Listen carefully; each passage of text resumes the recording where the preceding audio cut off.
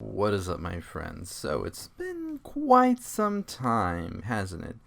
Well, not really. It's been a couple of days, but I was in Florida, and then I work retail, so it's the holidays. So yeah, it takes me a while. It takes me a while. But anyways, let's talk about the ending, the season finale of Watchmen, and where do we go from here next? So we learn a couple of things here in this episode.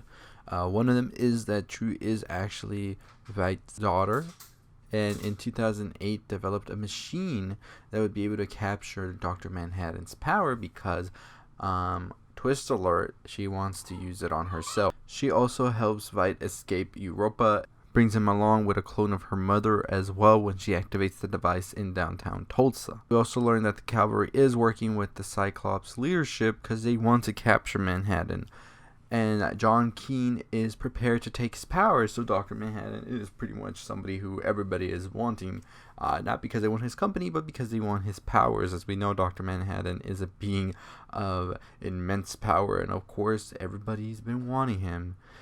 Laurie then discovers that Looking Glass is alive, and he's actually undercover as a cavalry member. Well, Joe Keene is not able to take in the power, and he pretty much becomes ooze. Dr. Manhattan then gets killed by True, and then he uses the distraction to be...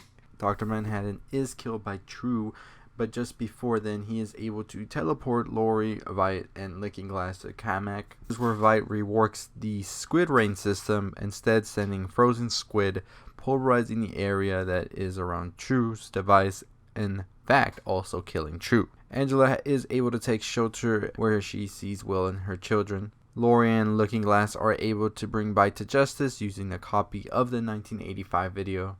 And then the episode wraps up with Angela cleaning up the eggs from the night before and remembering what Manhattan had told her about passing on his powers through an organic medium. She finds an unbroken egg and she eats it, and she attempts to walk on water as she saw Manhattan do the night before, and the episode ends. So, a lot of twists, a lot of turns, but what's going on now? Well, my friend, Angela is the new Dr. Manhattan.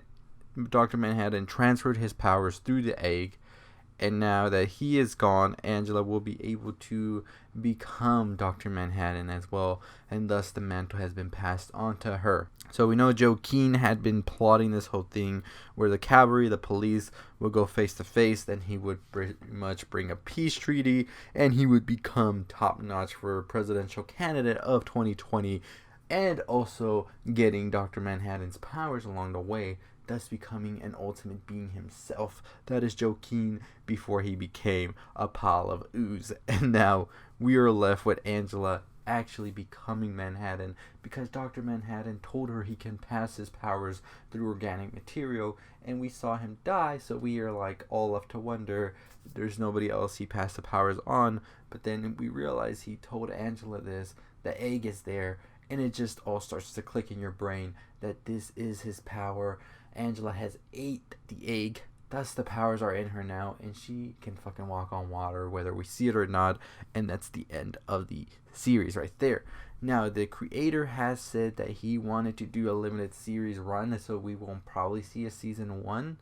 Well, we already saw season 1. I'm saying we won't see a season 2, but I'm pretty sure with the following that this show has, there is no way they're not going to do a season 2, and I'm all here for it. I think that they really did a great job at pretty much bringing the story of Watchmen into a different time, and giving it a good spin, I would say. So I'm excited to see what they do with a season 2, if they in fact do it. But other than that, I think they ended the season well. What are your thoughts, however, on Angela becoming Dr. Manhattan now? Did you like the way the show took the Watchmen series and gave it a different light and spin? Let me know in the comments below. Anyways, as always, if you haven't already subscribed to the channel, what are you waiting for? Star Wars comes out this weekend. Super pumped for that. And I cannot wait to do some reviews on all of that as well. So if you want some more on my Star Wars, on everything you love about pop culture as well, why don't you hit that subscribe button, like, comment, share, all that good stuff on the road to 10,000 subscribers. Let's get to it before the year ends. I'll see you next time. Stay positive.